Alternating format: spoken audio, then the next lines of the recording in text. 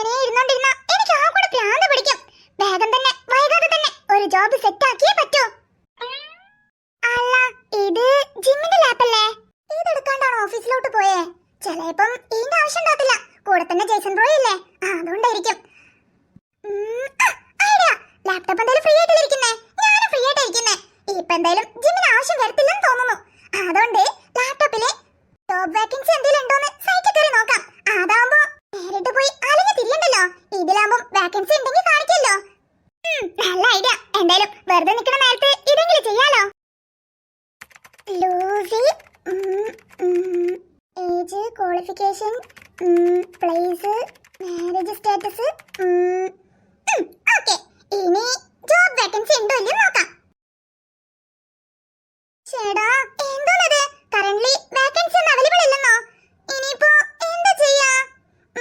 വേറെ ഏതെങ്കിലും സൈറ്റ് ഉണ്ടാവോ? ബാക്ക് അടിച്ച് നോക്കാം. എന്തായാലും കിട്ടും. പരിശ്രമിച്ചാൽ എന്തായാലും കിട്ടും. ഒരു സൈറ്റ് മാത്രമല്ലേ ഉള്ളത്, ലക്ഷക്കണക്കിന് സൈറ്റ് ഉണ്ട്. അപ്പൊ പിന്നെ ഒന്നിൽ കൂടുതൽ ലോഗിൻ ചെയ്തെന്ന് വിചാരിച്ച് ഒരു കുഴപ്പമില്ല. ഇനി അടുത്ത സൈറ്റ്. അല്ല, ഇതെന്ത് ഫയലാ? Jimin Lucy 21 December 2025. അല്ല, ഇത് ഞങ്ങളെ വെഡിങ് ഡേറ്റ് ആണല്ലോ. ഇതിലെന്ത് ഫയലാ വെച്ചിരിക്കുന്നേ? കേറി നോക്കാം. ഓ, മാരേജിന്റെ ആൽബം വീഡിയോ ആണോ? അല്ല, ഇതെന്താ ഇങ്ങനെ 3-4 ഭാഗമായിട്ട് സ്പ്ലിറ്റ് ചെയ്ത് വെച്ചേക്കുന്നേ? എന്തുവായിരിക്കും?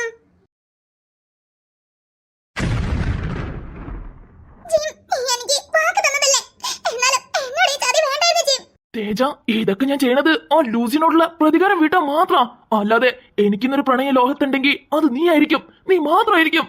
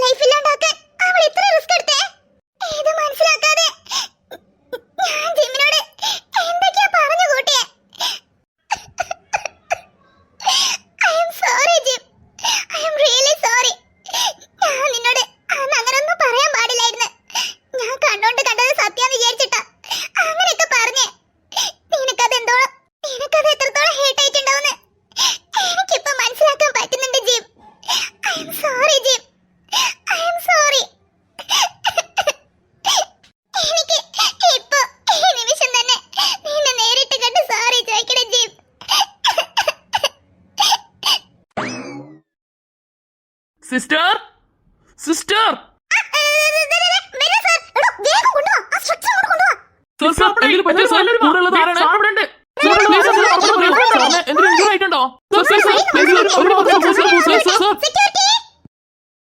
അല്ല, ഇങ്ങനെപ്പോഴാ വീട്ടിലെത്തിയേ? എങ്ങോട്ടാ ഈ പാത്തും പതുങ്ങിയും പോണത്? എന്താ ഗിരിജേ? എങ്ങോട്ടാ പാത്തും പതുങ്ങിയും പായുന്നേ? അത് പാത്തും പതുങ്ങി പോയിക്കേ. എനിക്ക് അതിന്റെ ആവശ്യമൊന്നുമില്ല. ഞാനേ സിദ്ധാർത്ഥിനെ കാണാൻ വേണ്ടി ഹോസ്പിറ്റലിലേക്ക് പോവാൻ നിൽക്കുക. എന്തേനി? തനിക്ക് നാളല്ലല്ലോ ഇത് പറയാനേ. ഗിരിജേ, എന്തേ സത്യല്ലേ പറഞ്ഞേ?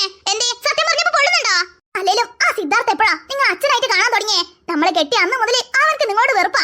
ഇപ്പൊ മോന് വയ്യാണ്ട് കിടക്കാൻ പറഞ്ഞ് പോയാൽ മാത്രം നിങ്ങളെടുത്ത് അവൻ തലയിൽ വെക്കാൻ പോവാണോ? കണ്ട മൈൻഡ് പോലും വെക്കത്തില്ല. അതെന്തിലായിക്കോട്ടെ, അവനിപ്പോ എന്നോട് ദേഷ്യം കാണിക്കുന്നുണ്ടെങ്കിലേ അതിന് കാരണക്കാര് ഞാൻ മാത്രാ. അപ്പൊ അത് എന്നെ കൊണ്ട് സഹിക്കാൻ പറ്റും. അതൊന്നും എനിക്കൊരു വിഷയമില്ല. എനിക്കിപ്പോ സിദ്ധുവിനെ കണ്ടേ പറ്റൂ. ഞാൻ പോവാ. അല്ല, നിങ്ങളെ പറച്ചില് കേട്ടാ തോന്നും ഞാൻ നിങ്ങളെ നല്ലതിന് വേണ്ടിയല്ല പറഞ്ഞത്. ഞാൻ ഇപ്പൊ പറഞ്ഞതേ നിങ്ങളെ നല്ലതിന് വേണ്ടിട്ടാ. അല്ലേലും അവർക്ക് നിങ്ങളെ കണ്ണെടുത്താ കണ്ടൂടാ. ഇനിയിപ്പോ എല്ലാരും മുന്നിട്ട് നിങ്ങൾ വശമാക്കണത് ഞാൻ കാണണോ? അതുകൊണ്ടാ പറഞ്ഞേ. അതിന്റെ ഒരു ആവശ്യമില്ല. എന്തായാലും ആ ഹോസ്പിറ്റലിന് വീട്ടിലേക്ക് തന്നെ വരിക. വരാണ്ട് വേറെ എവിടെ ഒളിച്ചോടി പോകാനൊന്നും പോണില്ലല്ലോ. അപ്പൊ കാണാം ആക്കം പോലെ. ഇപ്പൊ മര്യാദയ്ക്ക് പോയി റൂമിൽ ഇരിക്കാൻ നോക്ക്. ചെല്ലേ. ഗിരിജെ, എങ്ങനെ ഗിരിജ നിനക്ക് ഇങ്ങനെയൊക്കെ സംസാരിക്കാൻ പറ്റുന്നേ? നിനക്ക് മനസ്സുണ്ടോ അതോ കല്ലിച്ച പോയോ? എനിക്കില്ലേ 3 പിള്ളേര്. അവർക്കാണ് ഇങ്ങനെ സംഭവിക്കണമെങ്കിൽ നീ കാൽമ കാലം കയറ്റി റൂമിൽ ഇരിക്കുകയായിരുന്നോ? ഇതാ നിങ്ങളെ പ്രശ്നം. എനിക്കുള്ളത് 3 മക്കളാണെങ്കിൽ നിങ്ങൾ 2 പിള്ളേരും ചേർത്ത് 5 പിള്ളേരെ എന്റേതാന്ന് വിചാരിച്ചിട്ടാ ഞാൻ നോക്കുന്നേ. പക്ഷെ ഈ വീട്ടിൽ ഒരാളെങ്കിലും അങ്ങനെ കരുതി എന്നോട് സംസാരിക്കാറുണ്ടോ? എപ്പോഴും നിനക്കും അവനോട് സ്നേഹം ഉണ്ടെന്നാണ് പറയുന്നേ. ദേ രാവിലെ തന്നെ പച്ചക്കള്ളം വിളമ്പല്ലേ. നീ എന്റെ 2 പിള്ളേരെ നോക്കി ലക്ഷണക്കിയേ. ഈ നാട്ടുകാർക്ക് എന്നെ അറിയാം. കൂടുതൽ എന്നെ കൊണ്ടൊന്നും പറയിപ്പിക്കില്ലേ. നിന്റെ എല്ലാ പാവങ്ങൾക്കും കൂട്ടുനിന്ന് ഇപ്പൊ എന്റെ മോനതേ എന്നെ കണ്ണെടുത്ത് കണ്ടൂടാ. ഇതൊക്കെ കാരണം നീ മാത്രാ. ഓഹോ അത് ശരി. താനപ്പത്ര വലിയ നന്മമാരായിരുന്നെങ്കിൽ എന്തിനാ ഭാര്യയും പിള്ളേരും വിട്ട് ഞാൻ വിളിച്ചപ്പോ എന്നെ വൈത്താലോ വന്നേ? എന്നോടൊന്നും മനുഷ്യ സംസാരിക്കത്തില്ലടി. നിക്കടോ, എങ്ങോട്ടേ പറയുന്നേ? ഇതിനുള്ള ഉത്തരം തന്നിട്ട് പോ. ഇപ്പെന്തേ ഉത്തരം മുട്ടി പോയോ? അവന് മക്കളെ നോക്കണ കണക്കും പറഞ്ഞു വന്നേക്കുന്നേ. ഗിരിജ, ഇങ്ങനെ വിട്ടാ ശരിയാവത്തില്ല. പണ്ടത്തെ പോലെ തന്നെ എല്ലാ അധികാരവും നിന്റെ കയ്യിലെത്തണം. അതിനു വേണ്ടി നീ ശ്രമിച്ചേ പറ്റൂ. അല്ലാന്നുണ്ടെങ്കിൽ ഇന്ന് എന്നെ തള്ളി പറഞ്ഞ ഈ മനുഷ്യൻ നാളെ പിന്നെ എന്നെ ഒറ്റപ്പെടുത്തിയെന്ന് വരും. അതിനു മുന്നേ ഈ സ്വത്തൊക്കെ എന്റെയും എന്റെ പിള്ളേരും പേരിലേക്ക് മാറ്റിയേ പറ്റൂ. ഞാൻ വിചാരിക്കുന്നത് നടക്കണമെങ്കിൽ ആദ്യം എന്റെ 3 പിള്ളേരെ സിദ്ധുവിന്റെ അടുത്ത് നിന്ന് മാറ്റിയേ പറ്റൂ. ഏത് നേരം ഏട്ടായി എന്ന് പറഞ്ഞ് അവര് മൂടും താങ്ങി നടക്കണമെന്നല്ലേ പണി. അല്ലേലും എനിക്ക് എന്നെ സംശയം തോന്നാറുണ്ട്. ഇവറ്റങ്ങളെ ഞാൻ തന്നെയാണോ പെറ്റത് അതോ ഹോസ്പിറ്റലിൽ ആരെങ്കിലും എടുത്ത് മാറ്റി വെച്ചോന്ന്. 3 എണ്ണത്തില് ഒരെണ്ണത്തിന് പോലും എന്റെ സ്വഭാവം എന്ന് പറഞ്ഞ സാധനം തന്നെ ഇല്ല. എല്ലാം കണക്കാ. ഇങ്ങനെ പോയാൽ ശരിയാവത്തില്ല. വൈകാതെ തന്നെ ഇതിനൊരു തീരുമാനം എടുത്തേ പറ്റൂ. ജീവിതത്തിൽ ഒരിക്കലും തിരിച്ച് കണ്ടുമുട്ടരുതെന്ന് വിചാരിച്ച ആളെ തന്നെ കണ്ടുമുട്ടിച്ചതും പോരാ, അവന്റെ കൈകൊണ്ട് തന്നെ എന്നെ രസിപ്പിക്കേണ്ട വല്ല ആവശ്യം ഉണ്ടായിരുന്ന കർത്താവേ. ഇതിലും ഭേദം ഞാൻ മേലോട്ട് എടുക്കുന്നതായിരുന്നു. എന്നാലും ഞാൻ വിചാരിച്ച പോലൊന്നല്ല. ആള് വലിയ ഡോണാണെങ്കിലും വില്ലനാണെങ്കിലേ ഒരു ജീവന്റെ വില എന്താന്ന് നന്നായിട്ട് മനസ്സിലാക്കി വെച്ച ആളാ. അയാൾക്ക് വേണമെങ്കിൽ എന്നെ രക്ഷിക്കാണ്ടിരിക്കായിരുന്നു. പക്ഷെ എന്നെ രക്ഷിച്ചു. അതിനുവേണ്ടി ഒരു താങ്ക്സ് എങ്കിലും ആവാം. നിനക്കെന്താ വട്ടായോ? അവൻ നിന്റെ എനിമിയോ, ശത്രു? അവനോട് പോയി താങ്ക്സ് പറയേണ്ട ഒരു ആവശ്യമില്ല. അല്ലെങ്കിലും ഞാൻ പറഞ്ഞിട്ടാണോ അവരെന്നെ രക്ഷിച്ചേ? അല്ലല്ലോ.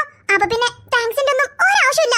അല്ലെങ്കിലും ഇതൊക്കെ സംഭവിച്ചതേ അവനെ കാരണം. അവൻ മാത്രം ലിഫ്റ്റ് ഇല്ലാന്നെങ്കിൽ ഇങ്ങനൊരു സംഭവം നടക്കത്തില്ലായിരുന്നു. അങ്ങനെ അങ്ങനെ നിന്നെ മനസ്സിൽ ഫിക്സ് ചെയ്താൽ മതി. ആർക്ക് വേണ്ടി ഇറങ്ങി കൊടുക്കല്ലേ. മിയോ, നീ നിന്റെ സ്റ്റാൻഡിൽ തന്നെ നിൽക്ക്. അല്ലെങ്കിലും അവൻ നിന്റെ ശത്രുവാ. അത് നീ മറക്കണ്ട. അല്ല, ഇവളെന്താ ഒറ്റക്ക് സംസാരിക്കുന്നേ? ഇനിയിപ്പോ ആ ഫയർ ആക്സിഡന്റില് ഷോക്കായി മെന്റലെങ്ങാനായോ? പറയാൻ പറ്റത്തില്ല. ചില കേസസിൽ പാനിക് ആവുമ്പോഴും ഇങ്ങനെ മെന്റൽ ആവാറുണ്ട്.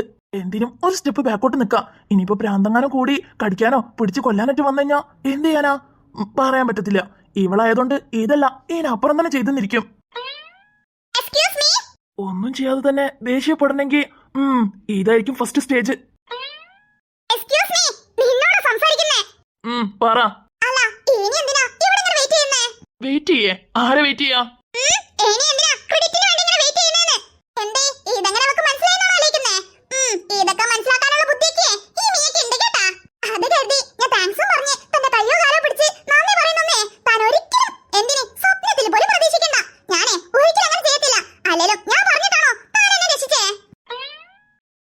ബെസ്റ്റ്. ഇനി മെന്റൽ ഒന്നല്ല, അതിലും വലുതെന്തുവാ?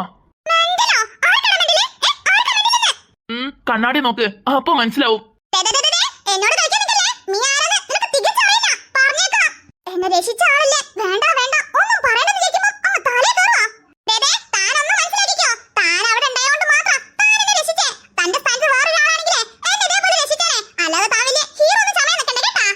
അതന്നെ എനിക്കും പറയാനുള്ളത്. നിന്റെ സ്ഥാനത്ത് ആര് തന്നെ ആയാലും ഞാൻ അവരെന്തായാലും രക്ഷിക്കായിരുന്നു.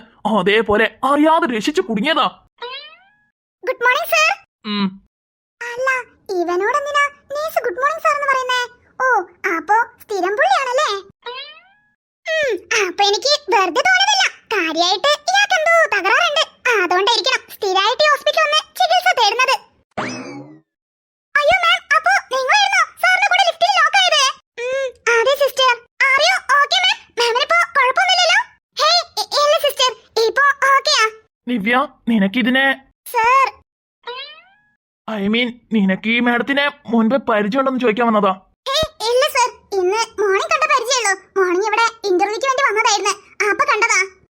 ഓക്കെ. അല്ല, ഇവൻ ആര്? ഡോണോ? ഇവൻ ചോദിക്കുമ്പോഴത്തേക്കും ആ സിസ്റ്റർ കൊച്ച്